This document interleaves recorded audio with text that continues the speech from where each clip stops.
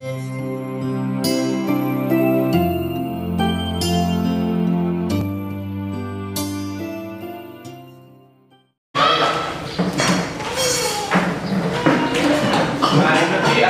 fisik harian ini cara hidupnya adalah ini ada faktor aktivitasnya dikali dengan langkah kedua tadi, hasil yang kedua tadi. Ini kan hasil kedua tadi.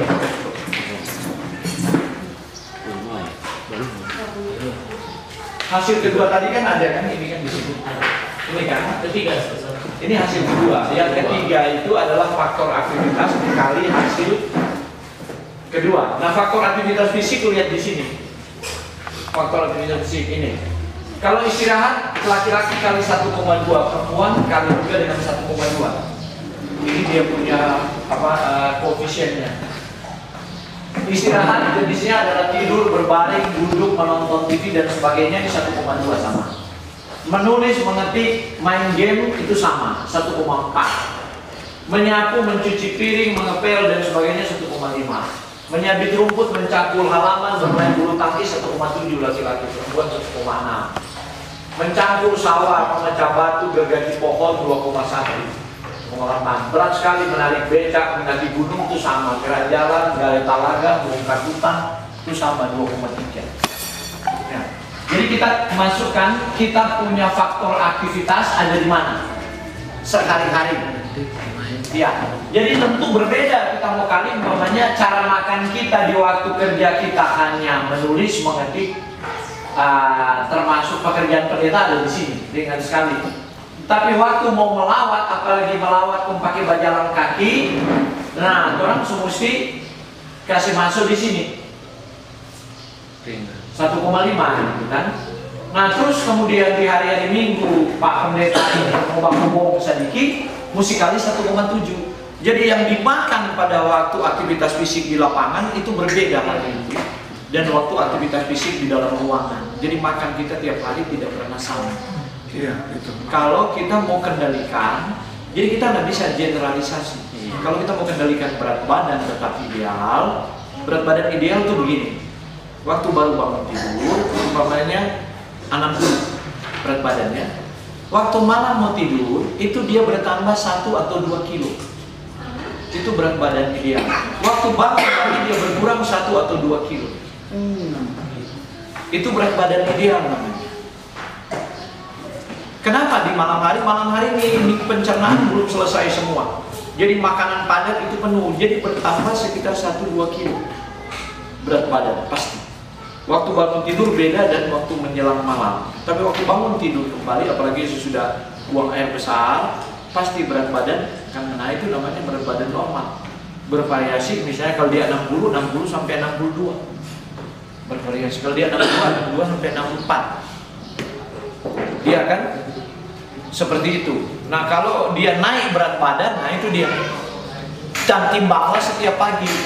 Pagi kemarin 60, pagi ini 61, berarti itu naik berat badan. Aku bangun tidur. Jangan begini, pagi-pagi kemarin timbang 60. Besok malam kau timbang misalnya 63, kau udah cepat sekali 2 hari kita sudah naik 3 kilo. Nah, timbangannya harus dibuat di pagi hari sebelum makan apapun, baru bangun tidur, baru timbangannya benar. Nah jadi coba tempatkan faktor aktivitas berapa? Tergantung kegiatan Pak Pendeta sendiri ada di sini Pak. 1,4 dikali dengan 1,4 dikali dengan jumlah yang tadi di poin 2. Dapat berapa ya?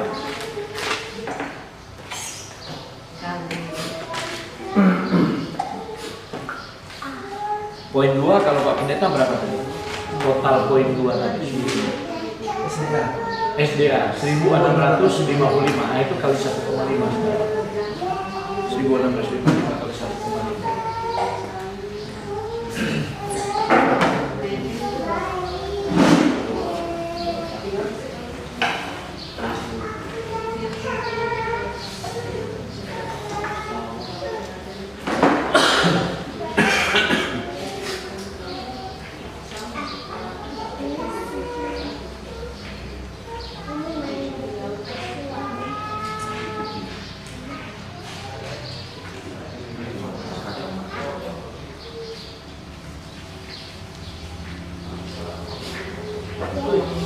Jadi 2000 lebih.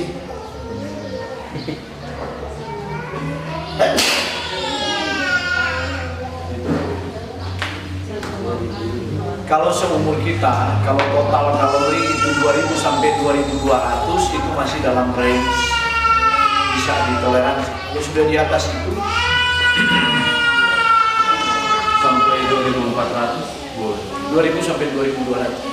Kalau 2400 lebih. Lewat. Kalau so 2400 dan pekerjaan kita bukan pekerjaan di lapangan, itu so kelebihan 200 kalori. Dan 200 kalori kalau dibahagi kalori lemak 10 1 gram, berarti 20 gram lemak bertambah. DP normal berapa, Sat? Kalau sekitar 2000 sampai 2200 kalori. 2851. Berarti kalau kita pakai 2200, pendeta telah kelebihan 600 kalori. Nah, 600 kalori itu pendeta, kalau hari ini kelebihan 600 kalori misalnya. Kalau tubuh cepat konversi jadi lemak, 600 bagi 10. Berarti 60 gram lemak bertambah hari ini. 60 gram lemak bertambah hari ini. 10 hari so 600 gram. 16 hari so 1 kilo tambah berat badan. Setengah bulan 1 kilo naik. Jadi 1 bulan 2 kilo naik. Untuk meningkat naik terus. Akan naik terus tuh berat badan.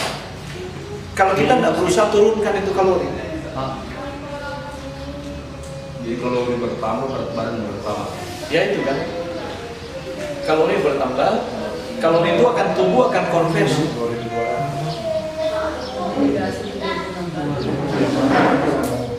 Kecuali pada saat Pak Pendeta 2800 kalori, terus Pak Pendeta gunakan misalnya begini. Pak Pendeta misalnya ditempatkan di Ambon, maka perlawanan ada daerah-daerah yang sepeda motor tidak bisa, jadi mesti berjalan kaki ke 10 kilo. Ah, itu masuk akal 2800 kalori. Karena tiap hari mesti melawat, ada perjalanan 1 hari itu 10 kilo jalan kaki. Jadi 2800 kalori itu masuk akal. Tapi kalau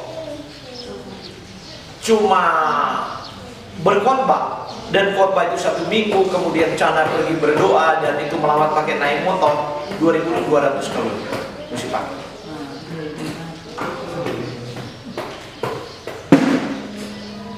Kalau berat badan sudah naik, dia turun tuh. Jadi waktu berat badan, iya. Jadi waktu kalau berat badan sudah naik, kita turunkan kalori, berat badan akan turun. Bagaimana?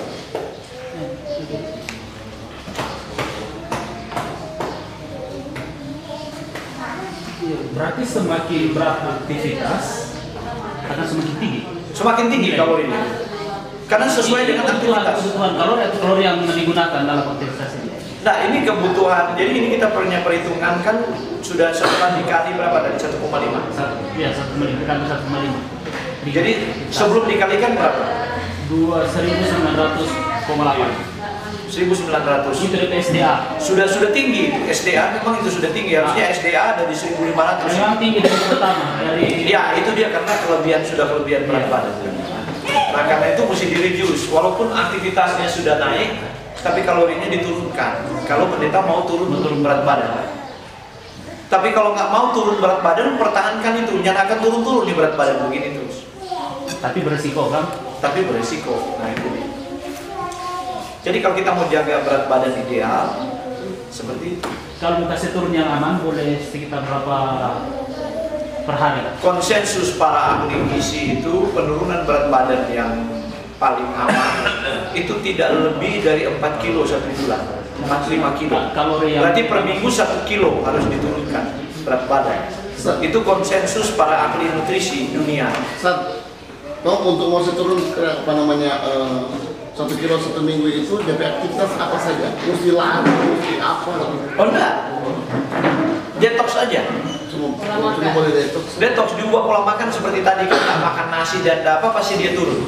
Saya turunkan yang menghebohkan Jakarta. Apa kita bicara di sekolah, kita lihat ibu gemuk, apa? Dia datang so frustrasi, dia so kemana-mana ke dokter, so mesoterapi, so akupunktur, so suntik hormon, so apa, turun-turun di berat badan. Gara-gara tiap kali hamil minum ginseng, orang Cina tahu supaya kuat wanita. Kalau dia berat-berat naik turun 104 kilo. Oh, dok. Dia punya anak perempuan 8 tahun, kelebihan 15 kilo. Pocok-pocok memang. Wah, anak satu lagi pocok-pocok. Suaminya vegetarian. Kemudian dia bilang, kita wawancara, tulis apa dia punya pola makan. Dia bilang, oh, sudah apa ibu punya problem. Langsung dia bicara bahasa Cina pada dia suami. Sombong sekali ini bapak ini. Dia bicara. Dia tidak ngerti, kita mengerti koi. Cuma kadang-kadang selama tidak bisa bicara, tapi kita pernah khusus, kita mengerti. Oh langsung dia bilang gitu, kalau kita bilang betul ibu itu, kita bilang ibu, ya. Kalau ibu tidak percaya, dalam 21 hari ibu mau suka turun berapa kilo? Oh kok dia lagi, Pak Wong itu tahu bahasa Cina. Sedang saya pasif, tapi kita ngerti. Ibu mau turun berapa kilo? Dia bilang kita mau turun, pokoknya langsung kita tanya begini aja. Ibu punya berat waktu SMA seperti apa? Saya punya berat waktu SMA 55. Kita yang kan. Waktu itu ibu berkegiatan, kita pemain basket. Hah? 55? Iya, saya main basket. Saya ikut balet. Dia bilang, kenapa ibu jadi begini? Oh, dia cerita bla bla bla. Sekarang ibu mau turun berapa kilo? Dia bilang, bisa nggak Pak Waworuntu saya kembali ke berat badan saya SMA? Coba oke? Dia, wow, kaget dia. Oh, dia bilang pada dia suami, pakai bahasa Cina lagi, dia bilang begini. Ini Pak Waworuntu ini sekolahnya di mana? Kok seperti yakin sekali? Kok mau kita balas pada dia? Kok? Ibu, kalau kita saya tahu ibu kita ke sekolah yang berapa di PSBB, kita akan minta ibu biaya konsultasi sangat mahal. Ibu sanggup kira-kira enggak? Saya bilang, dok, langsung dia bilang, oke. Saya bilang oke. Saya mau tolong buktikan aja bulan pertama ini. Bulan pertama saya turunkan 8 kilo. Ahli nutrisi cuma berani 4 kilo. Kalau enggak terjadi gangguan jantung, saya berani 2 kali lipat tanpa gangguan jantung, boleh periksa ke dokter. 8 kilo. Saya bilang. Tetapi tubuhmu bukan milikmu, tapi milikku. Oh, DP suami terus merah DP muka. Enggak, ini bahasa para pakar nutrisi. Artinya, engkau tidak berhak lagi atas tubuhmu. Aku yang mengatur. Saya yang mengatur. Kalau kita bilang tidur, olahraga, makan, minum, berhenti. Kalau oke, kita deal. 1 bulan, turun 8 kilo, nyadak kurang 1 ons, lebih 1 ons. Datang terus berkaca-kaca dia ke mata, kok dia bilang, kita turun, jantung gak gemetar, rasa sehat, sudah periksa, sampai dokternya bingung, kok dokternya bilang begini, kamu punya ahli nutrisi itu gila, hati-hati. Jangan dia dokter-dokteran aja. Dia bilang, sebab ini bahaya turun 8 kilo. Terus, sudah 8 kilo bulan kedua. Bulan ketiga kita kasih turun 6 kilo. Bulan keempat kita suruh dia istirahat, berat badannya enggak turun. Bulan kelima kita hajar lagi dia 7 kilo. Bulan ke-6 sudah turun hilang 34 kilo. Di bulan ke-6 dia turun 34 kilo, dia jadi 58. Oh, dia fit sekali, dia bisa split lagi dia punya kaki. Dia bisa nge-gym lagi, jantungnya dapat. Disitulah komentar dari, kan di Advent ada profesor nutrisi di Universitas Palembang. Ayo. Oh, komentar bersaudara. Sampai yang di luar negeri komentar masuk. Sebab dimuat, dipublish di emailnya CMC. Nah, CMC itu punya anggota-anggota kan di Chinese Church ini, gereja Advent Chinese ini kan sampai di Amerika ada kan. Mereka punya anggota. Dipublish itu kan heboh. Nah, terus dibilang hati-hati. Terus kita bilang begini, Lucy, buktikan coba. 1 tahun you monitor you punya jantung. Kalau nggak ada lain-lain, saya bilang terserah. Saya salah atau benar. Tapi 8 bulan dia monitor, dia tetap sehat. Terus dia bilang begini, sekarang Pak Waworuntu berapa kita mesti bayar? Dia tanya mau bayar berapa, kita bilang kan belakangan. Kita bilang begini aja. Betul-betul serius mau bayar saya. Berapa uang habis waktu ibu berusaha turunkan berat badan? Terus suaminya bilang satu harga Innova. Sok habis, tapi berat badannya yang turun. Kita cuma bilang begini, saya tidak minta Innova. Tolong fasilitasi saya punya seminar. Yang berikut ini hitung kalori pertumbuhan. Nah, kalori pertumbuhan tidak perlu untuk bapak-bapak, kecuali mau hitung anak punya di rumah dan anak itu sudah di atas 18 tahun. 18 tahun, 16 sudah boleh kalau dia sudah obes. 16 dan dia obes. Tapi kalau cuma overweight, nggak apa-apa. Sampai 18 tahun kalau overweight tidak masalah. Sampai 18 tahun. Tapi kalau di atas itu, nah itu mulai lesi aterosklerotik kemungkinan akan berkembang dengan sangat cepat. Sebab sampai umur 18 tahun diperkirakan itu aktivitas fisik masih dorong tendang bola, main basket dan sebagainya. Nah, jadi kalau umur 16 sampai 18 ini tambah 0,5 kalori per kilogram berat badan. Kalau ini sudah tidak perlu tambah lagi, sebab sudah ada pertumbuhan, aktivitas pertumbuhan sudah tidak ada. Oke. Nah, baru sekarang kita kasih contoh. Ini contoh. John berusia 18 tahun, tinggi badan 165 cm. Ini per definisi. Jadi kalau kita mau menolong orang, mau turunkan berat badan, kita mesti definisikan dulu. Jadi begitu, di bidang nutrisi begitu. Kalau kita dapat klien, kita mau tolong dia, kita harus definisikan dulu. John, usia 18 tahun, tinggi badan 165, berat badan 62 kg, adalah seorang siswa SMA yang tidak suka kegiatan olahraga dan pekerjaan kebersihan rumah. Kegiatan harian adalah di sekolah dan main game. Definisinya benar.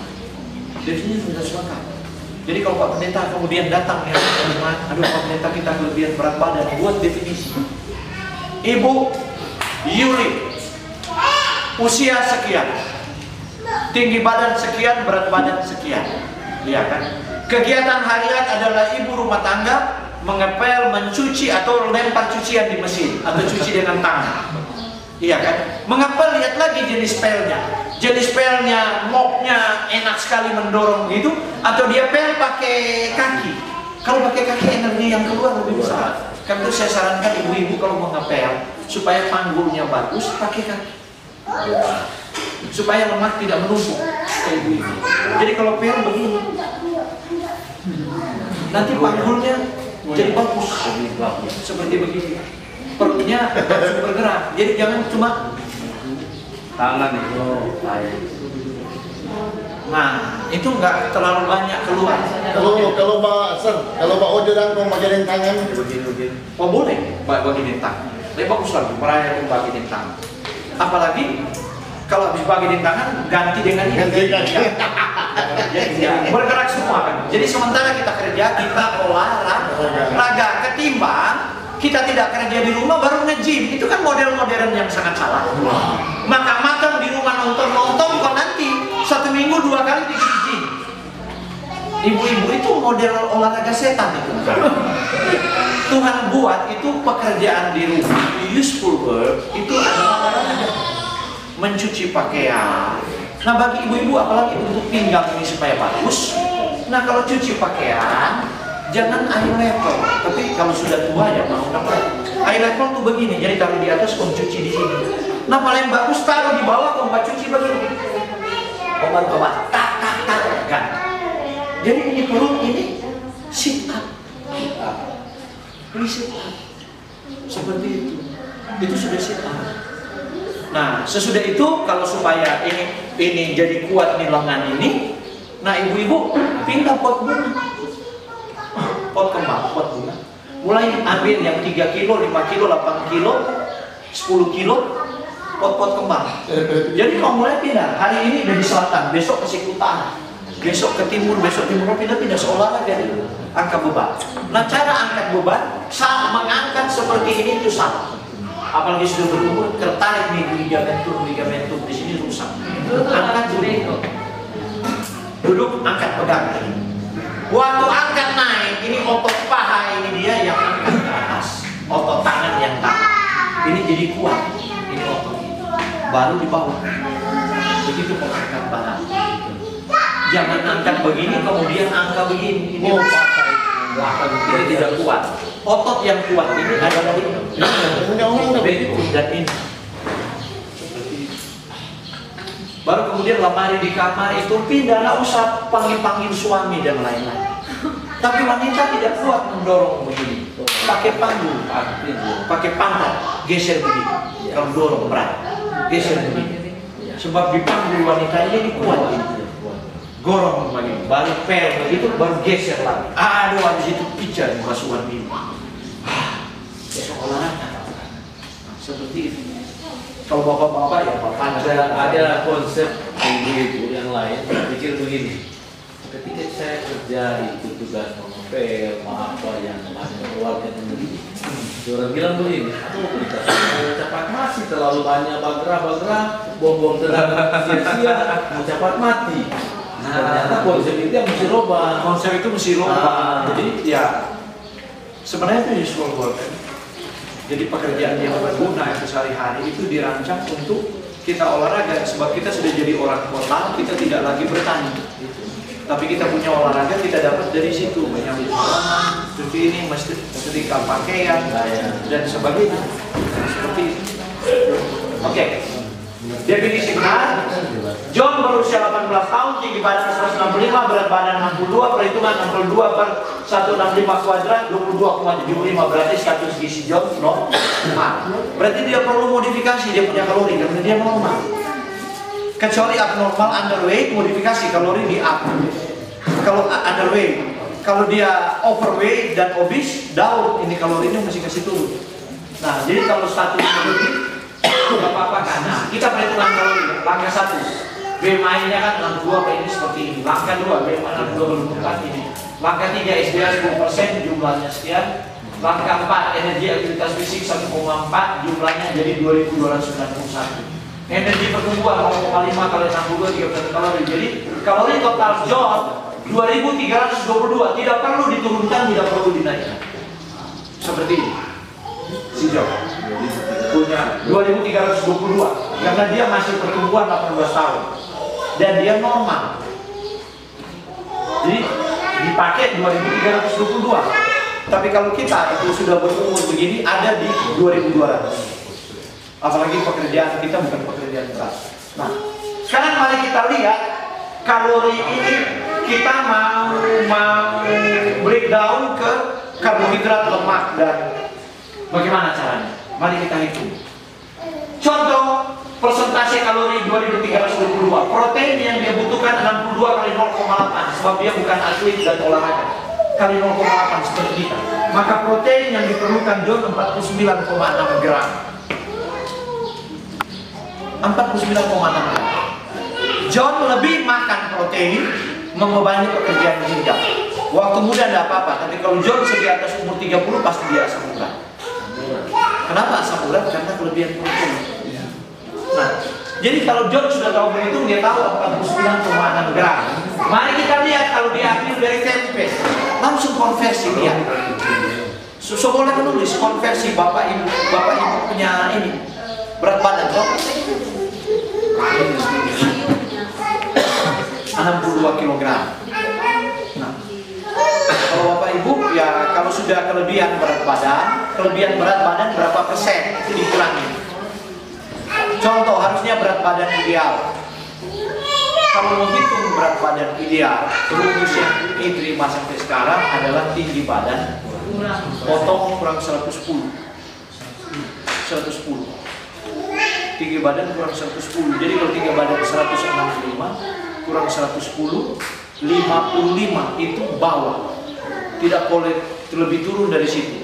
Nah, dia itu 55 sampai dia maksimal 58 atau 60. Itu dia. Dia punya berat badan tinggi 175. 55 sampai 60. Di bawah 55 underweight, di atas 60 sudah mulai masuk ke overweight, indeks massa tubuh. Nah, sekarang kalau berat badan kita, Pak Pendeta tadi berapa? Berat badan Tinggi badan 165. 60 harusnya. Maksimal 60. Berarti kelebihan 12 kilo. 12 per 72 berapa persen?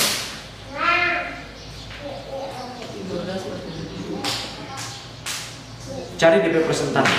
Nanti persentase itu mau dikalikan. Nanti kalikan ini protein 72 kali 0,8 baru potong dengan 12%. Itu kebutuhan protein. Gimana? Gimana sih? Berat badan ideal kita acuannya dengan berat badan sekarang. Berat badan sekarang kurang berat badan ideal. Contoh kita saat Berapa? kita tinggi badan 159. 159, 160 lah. Potong 150, 110, 50. 50, 55 bisa sampai 68 berat badan. Sekarang berat badan berapa? 87. Iya, jadi 87 kurang 58 berapa? 30 kilo. 30 kilo. 30 kilo. 30 itu per 87 berapa persen? 30 per 87 Kali 100 persen. kali 100. 30 per berapa sir? 80 kali 100. Sudah 80 itu apa itu sir? 87, kalau 87 berat badan sekarang. Oh jadi 30 per 87. Iya. 30 per 87. 37 rupiah. 37 bagi 87 kan? 30.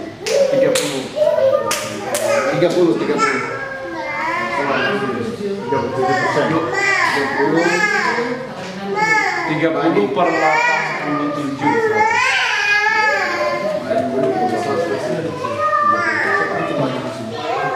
Kali 100. Bagi berapa kali 100? Jangan kali 100 persen, kali 100. Oh kali 100 ya. 30 per 87 30 per 87 kali 100. kali 100. 34. 117 kali 100 berarti. 34 persen. 24%. Jadi sebentar pendeta punya kalori dari protein, nanti mau dipotong 34 persen kalori dari lemak. Jadi protein sekarang pakai berat 87 kali 0,8 berapa? Kali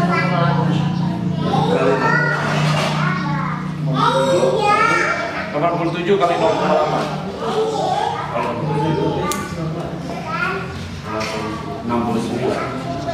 69 gram. Yang pendeta perlukan hanyalah, kan mesti potong 34. Yang pendeta perlukan hanyalah 56% dari situ. 56% dari 69 gram berarti. 56%.